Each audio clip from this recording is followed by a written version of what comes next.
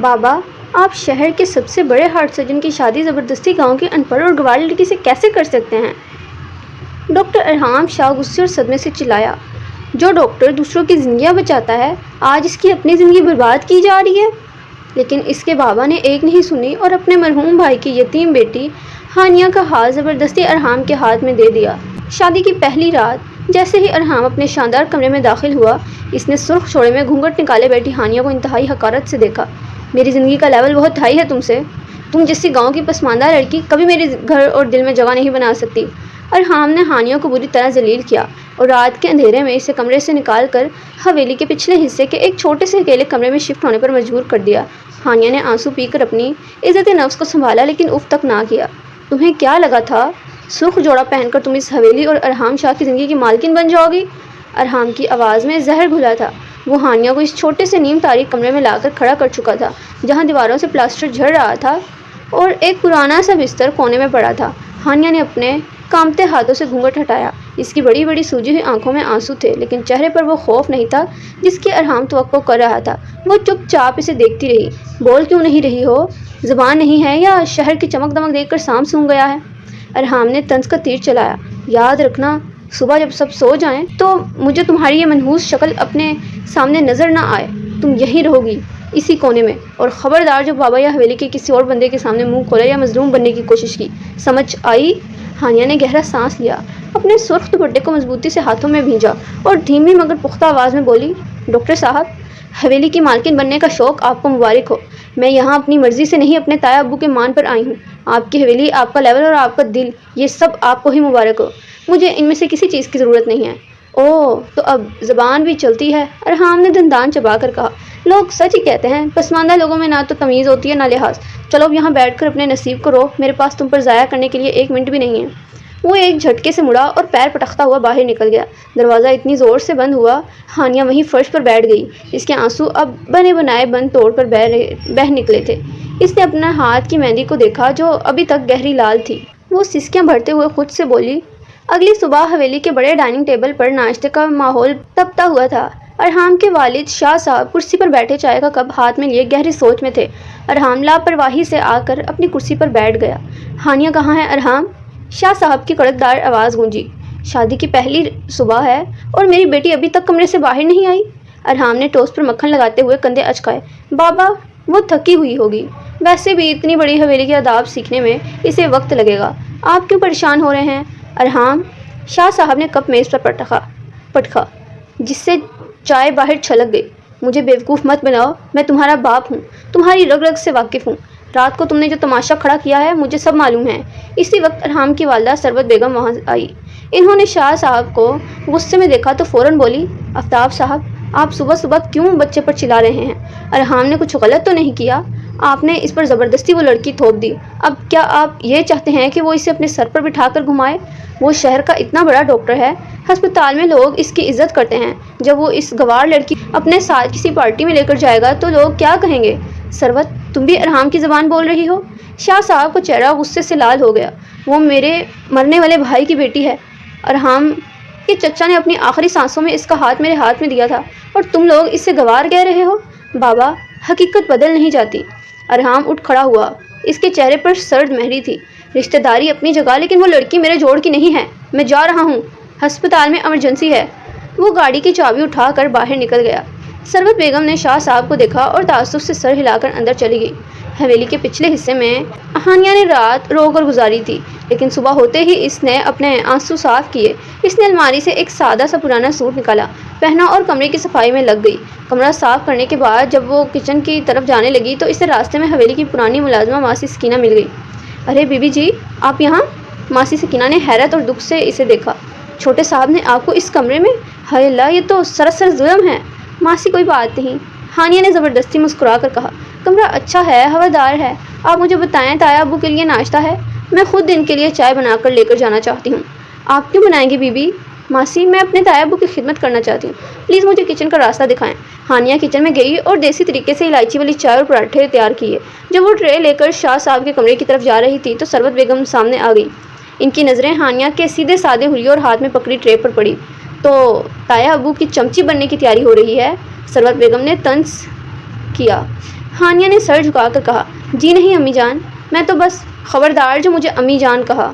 ثروت بیگم نے سخت لہجے میں ٹوکا، میری کوئی بیٹی نہیں ہے اور نہ ہی تم جیسی لڑکی میری بہو بن سکتی ہے۔ یہ جو تم چائے بنا کر آفتاب صاحب کو مکھن لگانے جا رہی ہو نا، یہ چالیں گاؤں میں چلتی ہوں گی، یہاں نہیں۔ ارحام کے دل میں تمہارے لیے کبھی جگہ نہیں بنے گی، یہ بات اپنے پلے سے باندھ لو۔ ہانیہ کا دل کٹ کر رہ گیا، لیکن اس نے خود کو سنبھالا۔ جی میں سمجھ گئی، اس نے دھیمے سے کہا اور آگے بڑھ گئی۔ شاہ صاحب اپنے کمرے میں بیٹھے تھے جب ہانیہ داخل ہوئی۔ جیسے ہی انہوں نے ہانیہ کو دیکھا، ان کی آنکھوں میں آنسو آ گئے۔ ہانیہ بیٹی، انہوں نے اسے پاس بلایا، مجھے معاف کر دینا، میں نے سوچا تھا تمہیں اس گھر میں لا کر میں اپنے بھائی کا قرض اتاروں گا، لیکن میرے اپنے بیٹے نے۔ تایا ابو، آپ کیوں معافی مانگ رہے ہیں؟ ہانیہ نے ٹرے میز پر رکھی اور ان کے گھٹنوں کے پاس فرش پر بیٹھ گئی۔ آپ نے مجھے اتنی بڑی چھت دی، مجھے اپنے پاس بلایا، میرے لیے یہی بہت ہے۔ ڈاکٹر صاحب غصے میں ہیں، آہستہ آہستہ سب ٹھیک ہوگا، آپ پریشان مت ہوں، اپنی صحت کا خیال رکھیں۔ شاہ صاحب نے اس کے سر پر ہاتھ رکھا، ان کا دل خون کے آنسو رو رہا تھا کہ اتنی سلجھی ہوئی اور صابر لڑکی کو ان کا بیٹا پہچان نہیں پا رہا۔ دن گزرتے گئے، ارحام کا رویہ ہانیہ کے ساتھ مزید تلخ ہوتا گیا۔ وہ گھر صرف سونے کے لیے آتا اور ہانیہ کو دیکھنا بھی گوارا نہ کرتا۔ ہانیہ نے بھی حویلی کے پچھلے کمرے کو اپنی دنیا بنا لیا تھا۔ وہ دن بھر شاہ صاحب کی دیکھ بھال کرتی، ان کی دوائیاں وقت پر دیتی اور جب وقت ملتا تو حویلی کی لائبریری میں جا کر کتابیں پڑھتی۔ ایک شام ارحام ہسپتال سے واپس آیا تو بہت تھکا ہوا اور چڑچڑا تھا، اس کے سر میں شدید درد تھا۔ وہ ڈرائنگ روم میں صوفے پر بیٹھ کر سر پکڑ کر بیٹھا تھا۔ ثروت بیگم کسی شادی میں گئی ہوئی تھی اور شاہ صاحب سو رہے تھے۔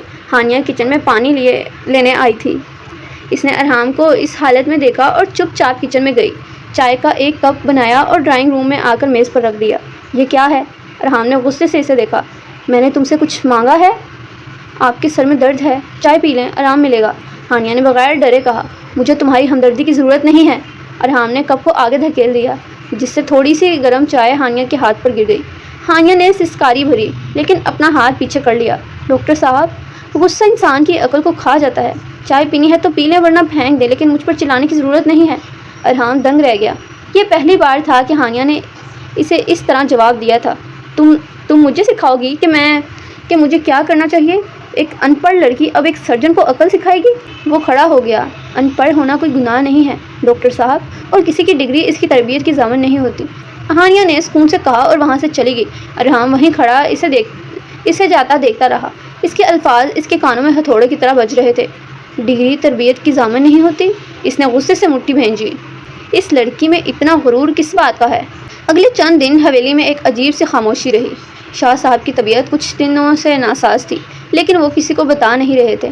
ہانیہ ان کا بہت خیال رکھ رہی تھی، مگر وہ نوٹ کر رہی تھی کہ تایا ابو اندر ہی اندر کمزور ہو رہے ہیں۔ ایک رات تقریباً 2 بجے کا وقت تھا، پوری حویلی اندھیرے میں ڈوبی ہوئی تھی۔ ہانیہ کو اپنے کمرے میں اچانک شاہ صاحب کے کمرے سے کسی چیز کے گرنے کی تیز آواز آئی۔ وہ گھبرا کر اٹھ بیٹھی۔ وہ تیزی سے حویلی کے اندرونی حصے کی طرف بھاگی۔ جب وہ شاہ صاحب کے کمرے میں داخل ہوئی تو اس کے پاؤں تلے سے زمین نکل گئی۔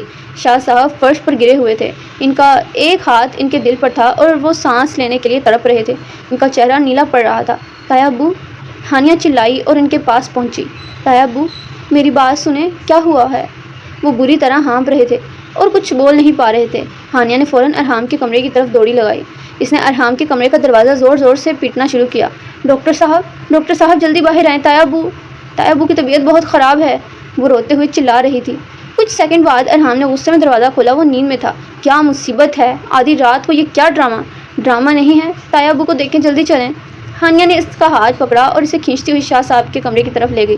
ارحام جب کمرے میں پہنچا تو شاہ صاحب کی حالت دیکھ کر اس کے ہوش اڑ گئے۔ ایک سیکنڈ میں اس کے اندر کا بیٹا غائب ہو گیا اور پروفیشنل ہارٹ سرجن جاگ اٹھا۔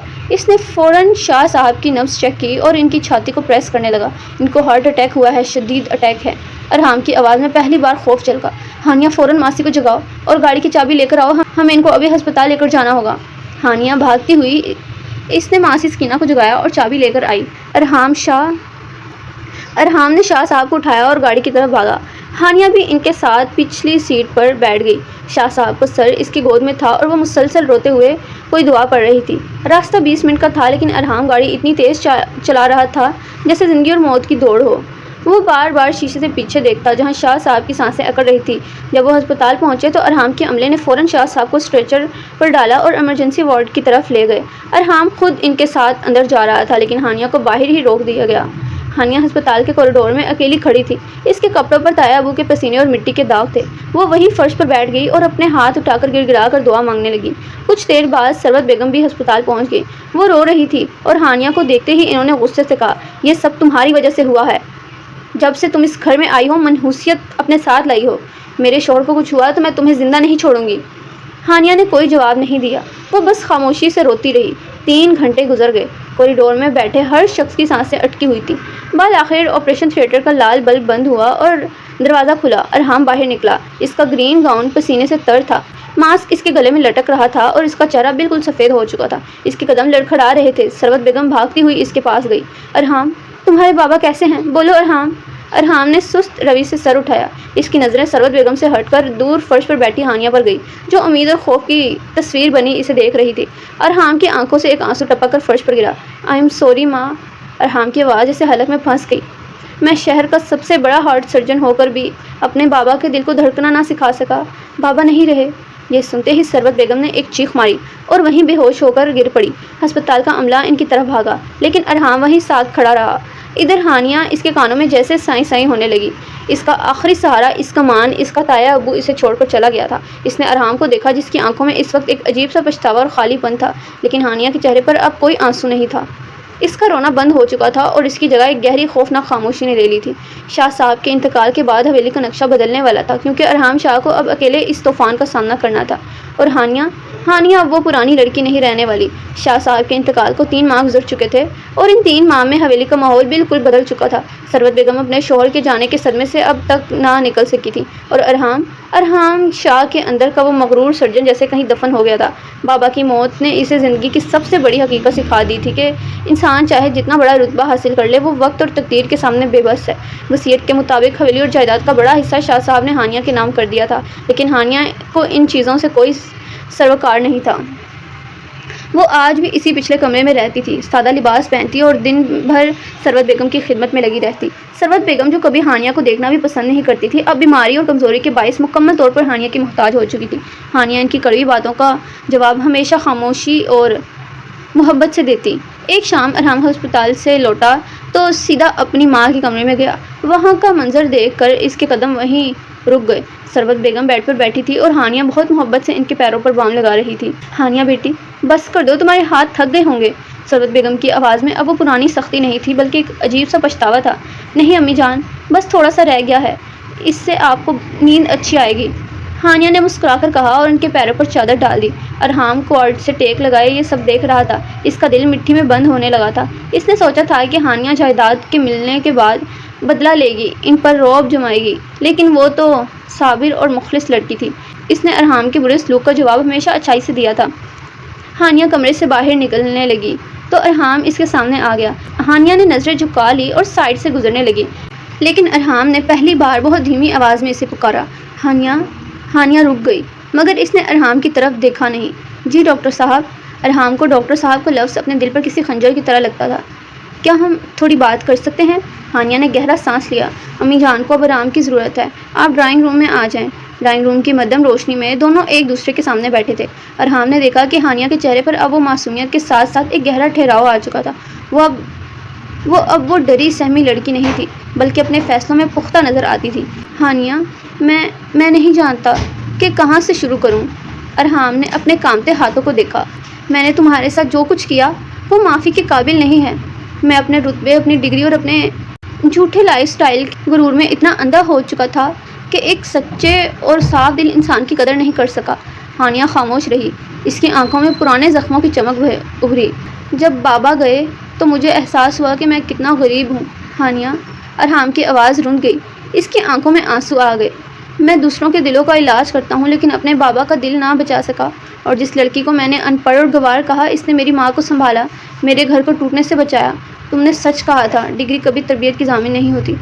ارحام صوفے سے اٹھا اور ہانیہ کے سامنے فرش پر بیٹھ گیا۔ شہر کا سب سے بڑا ہارٹ سرجن آج ایک گاؤں کی لڑکی کے سامنے گھٹنوں پر تھا۔ ہانیہ، مجھے سزا دو، مجھ پر چلاؤ، لیکن پلیز مجھے معاف کر دو۔ میں اس پچھتاوے کی بوجھ کے ساتھ جی نہیں پا رہا۔ مجھے ایک موقع دو تاکہ میں اپنی تمام غلطیوں کا ازالہ کر سکوں۔ ارحام رو پڑا۔ ہانیہ نے ارحام کو اس حال میں دیکھا تو اس کا دل بھی بھر آیا۔ وہ کوئی پتھر نہیں تھی، وہ آفتاب شاہ کی بھتیجی تھی، جس کی رگوں میں محبت اور درگزر کا خون دوڑ رہا تھا۔ ڈاکٹر صاحب، اٹھیں، آپ کا یہ رتبہ فرش پر بیٹھنے کے لیے نہیں ہے، ہانیہ نے روندی ہوئی آواز میں کہا۔ میں نے آپ سے کبھی نفرت نہیں کی، مجھے دکھ ضرور ہوا، میری عزت نفس مجروح ہوئی، لیکن تایا ابو نے مجھے سکھایا تھا کہ رشتوں میں انا نہیں پالتے۔ میں نے آپ کو اسی دن معاف کر دیا تھا جس دن تایا ابو ہمیں چھوڑ کر گئے تھے۔ ارحام نے حیرت اور عقیدت سے اسے دیکھا۔ تم اتنی عظیم کیسے ہو سکتی ہو ہانیہ؟ میں عظیم نہیں ہوں، بس میں اپنے تایا ابو کے فیصلے کو غلط ثابت نہیں ہونے دینا چاہتی تھی۔ وہ جانتے تھے کہ ان کا بیٹا دل کا برا نہیں ہے، بس راستے سے بھٹک گیا ہے۔ ہانیہ کے چہرے پر ایک دھیمی سی مسکراہٹ ابھری جس میں زندگی کے سارے رنگ لوٹ آئے تھے۔ اس رات کے بعد حویلی کی فضا بالکل بدل گئی۔ ارحام نے اگلے ہی دن ہانیہ کا سارا سامان اس کے چھوٹے کمرے سے منتقل کروا کر حویلی کے سب سے شاندار ماسٹر بیڈ روم میں رکھوا دیا، جو اب ان دونوں کا مشترکہ کمرہ تھا۔ ثروت بیگم کی صحت بھی ہانیہ کے محبت اور دیکھ بھال کی وجہ سے دن بدن بہتر ہونے لگی۔ اب وہ ہانیہ کو بہو نہیں اپنی بیٹی مانتی تھی۔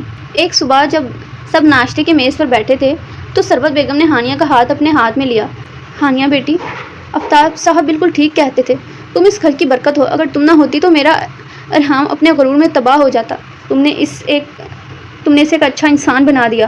ثروت بیگم نے جذباتی ہو کر ہانیہ کے سر پر بوسہ دیا۔ ارحام نے ہانیہ کو دیکھا اور مسکرا دیا۔ بالکل ماں، ہانیہ نے مجھے زندگی جینے کا صحیح طریقہ سکھایا ہے اور اسی لیے میں نے ایک فیصلہ کیا ہے۔ کیا فیصلہ ارحام؟ ثروت بیگم نے پوچھا۔ ارحام نے اپنی جیب سے ایک فائل نکالی اور ہانیہ کے سامنے رکھ دی۔ ہانیہ، تم نے ہمیشہ اپنی تعلیم ادھوری رہنے کا افسوس کیا نا؟ بابا نے تمہاری جائیداد میرے نام نہیں کی تھی، لیکن میں یہ سب تمہارے قدموں میں رکھتا ہوں، اور ساتھ ہی یہ ایڈمیشن لیٹر بھی۔ میں نے شہر کے سب سے بہترین کالج میں تمہارا داخلہ کروا دیا ہے۔ تم آگے پڑھو گی، اپنے خواب پورے کرو گی اور میں خود تمہیں پڑھاؤں گا۔ ہانیہ نے ایڈمیشن لیٹر دیکھا تو اس کی آنکھوں سے خوشی کے آنسو چھلک پڑے۔ اس نے کبھی سوچا بھی نہیں تھا کہ جس شوہر نے اسے رد کیا تھا وہی آج اس کے خوابوں کے پر باندھ کر اس کے ساتھ کھڑا ہو گیا۔ شکریہ ارحام، ہانیہ نے پہلی بار اسے اس کے نام سے پکارا۔ یہ سن کر ارحام کے دل کی دھڑکن ایک پل کے لیے رکی اور پھر اس کا چہرہ کھل اٹھا۔ 2 سال گزر گئے۔ آج شہر کا سب سے بڑا ہوٹل روشنیوں سے جگمگا رہا تھا۔ میڈیکل ایسوسی ایشن کی سالانہ تقریب تھی جہاں شہر کے تمام نامور ڈاکٹرز اور ان کی فیملیز موجود تھی۔ ارحام شاہ بلیک 3 پیس سوٹ میں ملبوس انتہائی ہینڈسم لگ رہا تھا، لیکن اس کی نظریں ہال کے مانیٹرنگ گیٹ پر ٹکی ہوئی تھی۔ جیسے ہی وہ داخل ہوئی پورے ہال کی نظریں اس پر ٹھہر گئی۔ ہانیہ نے گہرے نیلے رنگ کا ایک انتہائی خوبصورت اور باوقار لباس پہن رکھا تھا۔ سر پر اس نے بہت سلیقے سے دوپٹہ سیٹ کیا ہوا تھا جس سے اس کی سادگی اور حیا مزید نکھر کر سامنے آ رہی تھی۔ اب وہ گاؤں کی سہم جانے والی لڑکی نہیں تھی بلکہ ارحام شاہ کی پڑھی لکھی پر اعتماد اور خوبصورت شریک حیات تھی۔ ارحام تیزی سے اس کے طرف بڑھا اور اپنا ہاتھ اس کے آگے بڑھا دیا۔ ہانیہ نے مسکرا کر اپنا ہاتھ ارحام کے مضبوط ہاتھوں میں دے دیا۔ تم بہت خوبصورت لگ رہی ہو ہانیہ شاہ۔ ارحام نے اس کے کان میں سرگوشی کی جس سے ہانیہ کی گال شرم سے لال ہو گئے۔ یہ سب آپ کی محبت کا اثر ہے، ہانیہ نے دھیمے سے کہا۔ تقریب کے دوران جب ارحام کو اسٹیج پر best surgeon of the year کا ایوارڈ دینے کے لیے بلایا گیا تو مائک ہاتھ میں لیتے ہوئے اس نے پورے ہال کے سامنے دیکھا اور بولا، یہ ایوارڈ، یہ کامیابی اور یہ رتبہ میرے لیے کچھ بھی نہیں ہے۔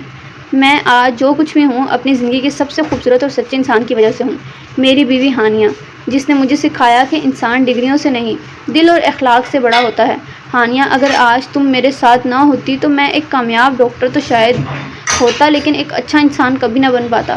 Thank you my life. پورے ہال میں تالیوں کا شور گونج اٹھا۔ ہانیہ نے نیچے بیٹھ کر ارحام کو دیکھا۔ اس کی آنکھوں میں خوشی کے آنسو تھے، لیکن یہ آنسو پرانے زخموں کے نہیں بلکہ ایک خوبصورت اور سچے عشق کے حاصل کے تھے۔ اس نے حویلی کے پچھلے اندھیرے کمرے سے نکل کر ارحام شاہ کی دل کے سب سے خاص اور روشن کونے میں اپنے مستقل جگہ بنا لی تھی۔ دونوں کی زندگی کا سفر جو زبردستی اور نفرت سے شروع ہوا تھا اب محبت اور احترام اور ایک خوبصورت بیداری کے ساتھ اپنے بہترین انجام کو پہنچ چکا تھا۔